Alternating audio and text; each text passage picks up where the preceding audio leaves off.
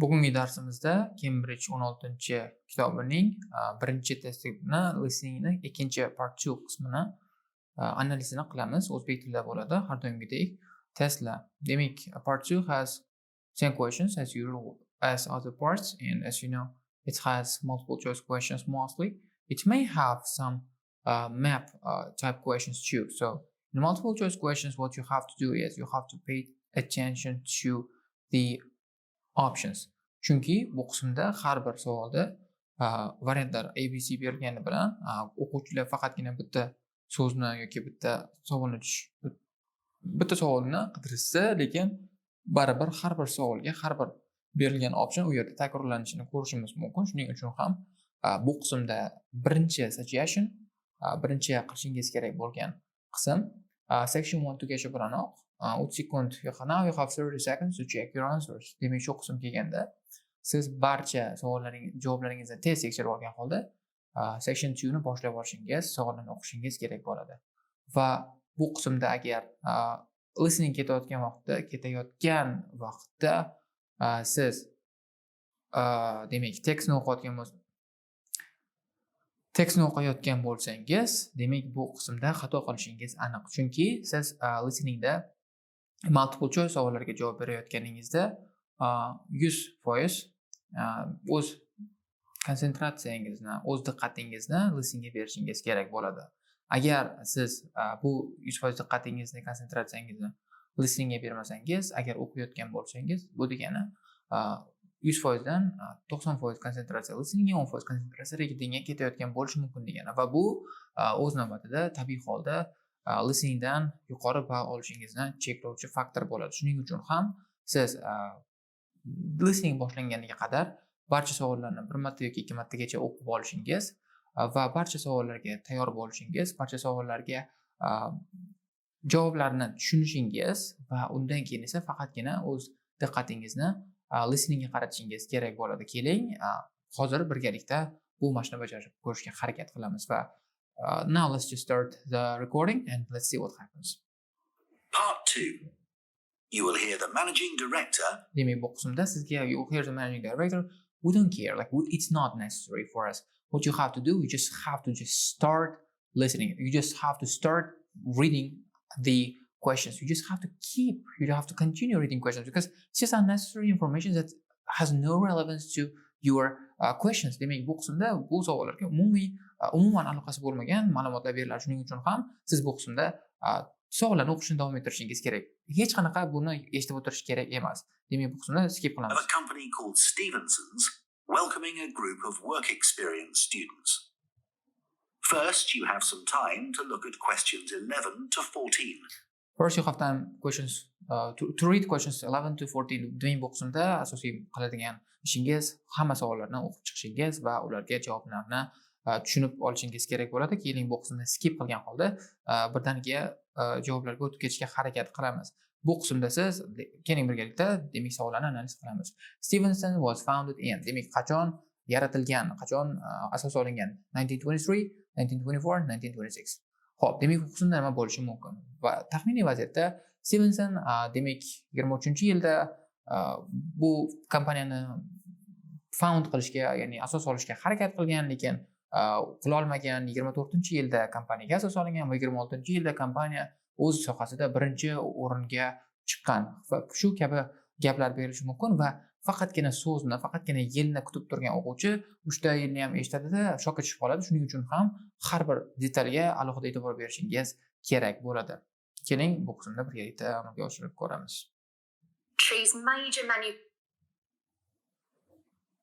Good morning, everyone, and welcome to Stevenson's, one of the country's major manufacturers of metal goods. Thank you for choosing us for your 2 weeks of work experience. My name is Julia Simmons, and since the beginning of this year, I've been the managing director. Stevenson's is quite an old company. Like me, the founder, Ronald Stevenson, went into the steel industry when he left school. That was in 1923.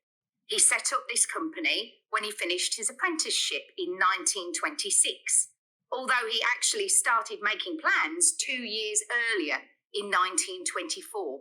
He was a very determined young man. O'zingiz ko'rganingizdek javobda 23-yilda started his career in steel industry. 23-yilda o'z karyerasini boshlagan. 26-yilda established the company itself, but he has plans 2 years ago in 1924. Demak 24-yildan boshlab plan qilib boshlagan vaziyatda 26-yilda kompaniyani asos solganligini ko'rishimiz mumkin va shuning uchun ham javobimiz C 1926 bo'ladi. Xo'p, demak keyingi savolimizda originally Stevenson's manufactured goods for. Demak mahsulotlarni produce qilishgan ekan, ishlab chiqarishgan ekan. Qaysi for nima? For qaysi industriya uchun mahsulotlar chiqarishgan ekan? Shuni topishga harakat qilamiz. Healthcare industry, automotive industry and machine tools industry. Now let's just listen and find the answer. Stevenson's long-term plan was to manufacture components for the machine tools industry, although in fact that never came about, and for the automotive industry, that is cars and lorries. However, there was a delay of 5 years before that happened, because shortly before the company went into production, Stevenson was given the opportunity to make goods for hospitals and other players in the healthcare industry. So that's what we did for the first 5 years. O'zingiz ko'rganingizdek, Stevenson's long-term plan or overall plan was machine tools industry that never came about. Umuman bo'lmagan, demak bu chiqib ketadi. Xo'p, demak bu qismda o'zingiz ko'rganingizdek bu qismdan ham chiqarib yuborishimiz mumkin. Shunaqa chiqarib yuborishingiz kerak bo'ladi testni ishlayotganingizda. And automotive industry which came again, shuning uchun ham bu chiqib ketadi. Demak opportunity was given in healthcare industry, and at the beginning for the first 5 years we did healthcare industry. That's why the answer will be A. Keling endi davom ettiramiz va savolimiz what does company speaker say about the company premises? Demak premise o'zingiz bilganingizdek joylashgan binolari, joylashgan lokatsiyasi, joylashgan zdaniyalari shunaqa narsa haqida ketgan. The company has recently moved. Demak yaqinda ko'chgan ekan. No plans to move. Umuman ko'chish niyati yo'q ekan. Is going to move shortly. Demak qisqa muddat uchun qisqa muddat davomida qisqa muddatda ko'chish plani bor ekan, ko'chmoqchi ekan. Shuni endi eshitib ko'rishimiz kerak. Over the years, we've expanded the premises considerably. We were lucky that the site is big enough, so moving to a new location has never been necessary. However, the layout is far from ideal for modern machinery and production methods, so we intend to carry out major refurbishment of this site over the next 5 years. I'd better give you... O'zingiz ko'rganingizdek, we have good big premises, so that's why we never moved and we never have plans to move. Shuning uchun ham A, B chiqib ketadi, but the technology or something, the equipment is outdated, so that's why we're planning to renovate it over the 5 years. So they're going to move shortly and just come back after this renovation plan. That's why the answer will be C. O'zingiz ko'rganingizdek, bu qismda multiple choice savollarida o'zingiz ko'rganingizdek what I did was I am just taking notes because in part 2 and part 3 questions the biggest problem will be sometimes concentration. And how do you deal with the level of concentration? Yes, only through taking notes. And when you're taking notes, you just have to write what you hear, because this information may be helpful for you, because they will just give you extra information when you're not sure about when you're not sure what option to take. Shuning uchun ham o'zingiz ko'rganingizdek qo'shimcha note taking qilishingiz kerak, qo'shimcha ma'lumotlarni belgilab ketishingiz kerak bo'ladi va shu orqali ham o'zingizga javoblaringizni to'g'riligiga ishonch hosil qilishingiz mumkin bo'ladi. Buni ham o'zingizga skill sifatida rivojlantirishingiz kerak bo'ladi va ko'p vaqt sarflaydigan, ko'p vaqt talab qiladigan skilllardan biri hisoblanadi. Xo'p, keyingi qismimizda esa keyingi savolimizda the program for the work experience group includes time to do research, meeting with a teacher, talks by staff. Xo'p, demak ishchilar tomonidan speech berilar ekan, teacher bilan uchrashlar ekan va research tadqiqot olib borishga imkoniyat bo'lar ekan. Endi eshitamiz. Use some idea of what you'll be doing during your 2 weeks with us, so you know what to expect. Most mornings you'll have a presentation from one of the managers to learn about their department, starting this morning with research and development. And you'll all spend some time in each department, observing what's going on and talking to people, as long as you don't stop them from doing their work altogether. In the past, a teacher from your school has come in at the end of each week to find out how the group were getting on, but your school isn't able to arrange that this year. O'zingiz ko'rganingizdek, every week starts out with presentation by one of the managers of department, starting from R&D, research and development. So the answer will be talks by staff. So in the past, your school sent teachers, oldin demek o'qituvchilar jo'natishgan ekan, hozir jo'natishmas ekan, shuning uchun ham meeting with the teacher is out, so it's cancelled. Time to do research, you have time to talk to people and ask any questions, but there was no talk about research probably, as far as I know. So the answers are 11C, 12A, 13C and 14C. Xo'p, demak bu qismni tugatdik birgalikda. Endi keyingi qismga o'tishimiz kerak bo'ladi.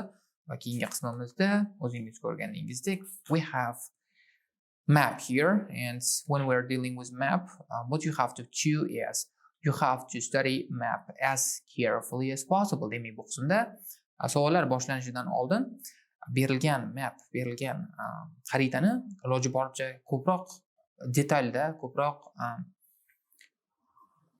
have to look at the details. You just have to do research, you have to learn, memorize the structure of map, because when you start speaking, it will be really tough to locate, move around and navigate around this place. So that's why you just have to understand. Okay, let's just start doing it. I'm just going to show you how to do it. Demak bu qismda nima qilishingiz kerak? Bu qismlarga qarash shart emas, chunki bu qismda har bir savol demak tartibda keladi. Shuning uchun ham eng muhim bizga ko'riladigan narsa bu the map itself. And sizga kerak bo'lgan asosiy vocabulary here, we have north, south and west and east. Xo'p, demak bu qism kerak bo'ladi. Right, left, near, opposite, in front of, behind kabi so'zlar kerak bo'ladi. Demak bu qismda location words, position wordslarni bilmasangiz qiyinchiliklarga uchrashingiz aniq. Shuning uchun ham mapda muammosi bo'lgan odam birinchi navbatda the words or position, vocabulary positionlarni yodlab kelishi kerak bo'ladi. Xo'p, demak bu qismda nimaga e'tibor beramiz? We have trees here, as you see.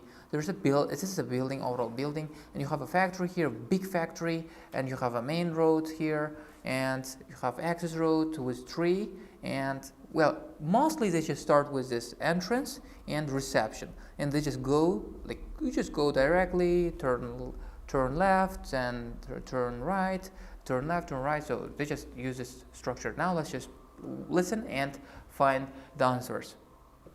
Before you hear the rest of the talk, you have some time to look at questions 15 to 20. Okay, we're going to skip this part. Take yourselves around And answer questions 15 to 20. Now let's start.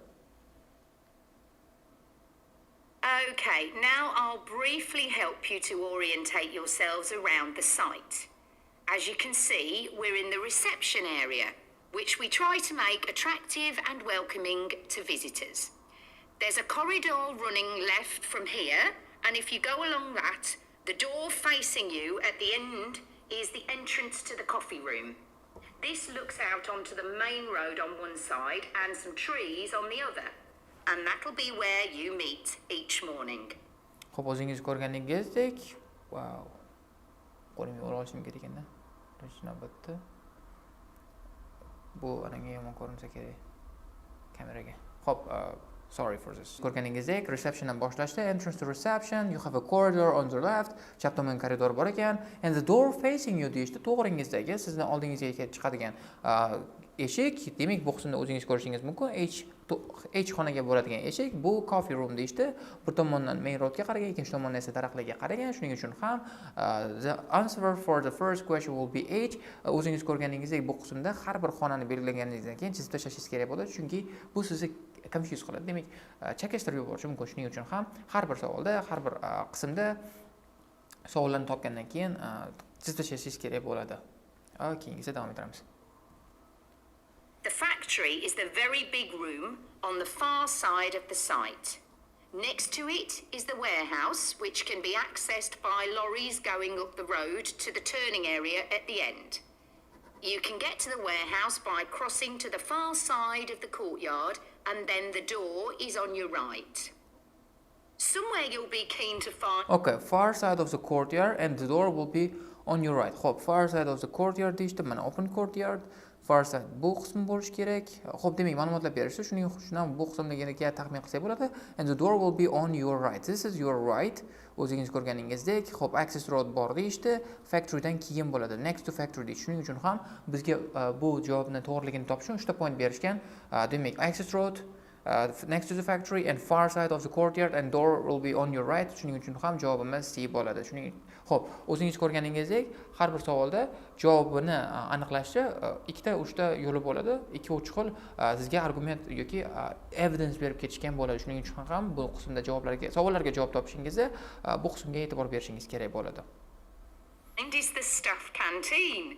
This is right next to reception. I can confidently say that the food's very good, but the view isn't. The windows on one side look onto a corridor and courtyard, which aren't very attractive at all, and on the other onto the access road, which isn't much better. Xo'p, o'zingiz ko'rganingizdek, staff canteen dedi, next to reception dedi. Reception yonida ekan, receptiondan keyin ekan va bu qismda bizda 2 xil variant bor edi, J yoki G. Xo'p, bu qismda javobni qanaqa qilib topa oldik? View is bad. Xo'p, demak bu qismda ko'rinish, manzara juda ham yomon ekan va yomonligining sababi bir qismda corridor and open courtyard and the next part is access road. Shu orqali ham javobni topa olishga qo'limizdan keldi. You'll be using the meeting room quite often, and you'll find it by walking along the corridor to the left of the courtyard and continuing along it to the end. The meeting room is the last one on the right, and I'm afraid there's no natural daylight in the room. Xo'p, o'zingiz ko'rganingizdek, continue. B. Why it's G? Why you're doing G? You're like, come on, man. Okay, that's a failure that you're doing. Like, you're making mistakes during the video. Okay, fine, whatever. So, courtyardni oxirigacha borasiz va oxirgi binolardan biri bu sizni destination, meeting room va natural daylight deydi. Demak, bu qismda oxiriga borganingizda sizda bor ikkita vibr bor, either E yoki B bo'ladi. Demak, bu qismda natural daylight yo'qligi degani, demak, bu qismda daraxtlarga qaramagan, shuning uchun ham bino ichkarida joylashgan bo'lishi kerak. Shuning uchun ham bu qismda B ni javob sifatida olishga qaror qilamiz bu qismda. Then you'll need to know where some of the offices are. The Human Resources Department is at the front of this building. So you head to the left along the corridor from reception, and it's the second room you come to. It looks out onto the main road. And finally, the boardroom, where you'll be meeting sometimes. That has quite a pleasant view, as it looks out onto the trees. Go along the corridor past the courtyard, right to the end. The boardroom is on the left, next to... Okay. O'zingiz ko'rganingizdek, telefonim o'chib qoldi. Shuning uchun masalan 19-20 to'xtatmaganim sababi 1% qolgandi. Okay, we got it. We got the answers. Xo'p, demak, bu qismda human resources ko'rdingiz. It has it is on the front side deyishdi. Demak, binoning front side qismida, chunki main roadga qaragan qismi front side bo'ladi. Shuning uchun ham main roadga qaradi. Demak, receptiondan o'tib ketsangiz, ikkinchi bino, koridordan ikkinchi bino sizda human resource bo'ladi deyishdi. Shuning uchun ham ayni o'chirib tashladik. It has a view to the main road deyishdi. Shuning uchun ham ayni tanladik va undan keyin boardroom dedi. Boardroom has a nice view. Demak, yaxshi view bor ekan, chunki daraxtlarga qaragan ekan. Okay, just go along the corridor, past the courtyard dedi. Demak, courtyarddan o'tib ketishingiz kerak dedi. Bu asosiy keywordlardan bittasi edi. And the last door dedi. Shuning uchun ham last door daraxtlarga qaragan last door bu A bo'ladi. Shuning uchun ham A ni o'chirib tashlaymiz. Ideal variantda sizda hamma map qilib bo'lganingizdan keyin sizda shunaqa nima edi? Qog'ozingiz shunaqa bo'lib ketishi kerak, chunki analiz bilan ishlasangiz, yaxshi ishlasangiz, ana shunaqa bo'ladi qog'ozingiz. Masalan, open page, like this new not spoiled page, like umuman buzilmagan qog'oz bu o'quvchi yoki kim listening qilgan bo'lsa ham unda yaxshi ishlamadi, analiz qilmadi degani bo'ladi. Masalan, professionallar bor, faqatgina eshitib bajarish mumkin, lekin o'zingiz masalan bu videoni ko'radigan odam endi listingga kirib kelayotgan odam hisoblanadi. Shuning uchun ham boshlanishida shuncha detal bilan ishlashga, shunchalik detallarga e'tibor berishga harakat qiling va shu detallarga e'tibor berish sizlar listing comprehensioningizni oshirishga yordam beradi va bu umumiy jihatdan savollarda umuman xato qilmaslikka yordam beradigan faktor hisoblanadi. Shu bilan bugungi videomiz o'z nihoyasiga yetdi. Bu test section 2 multiple choice bo'lishi kerak. Let me just look. Multiple choice va map savollarini analizlaydi. Bu video foydali bo'ldi deb o'ylayman. Xo'p, demak bo'ldi. Men boshqa gapiradigan gapim yo'q. Keyingi videolarda ko'rishguncha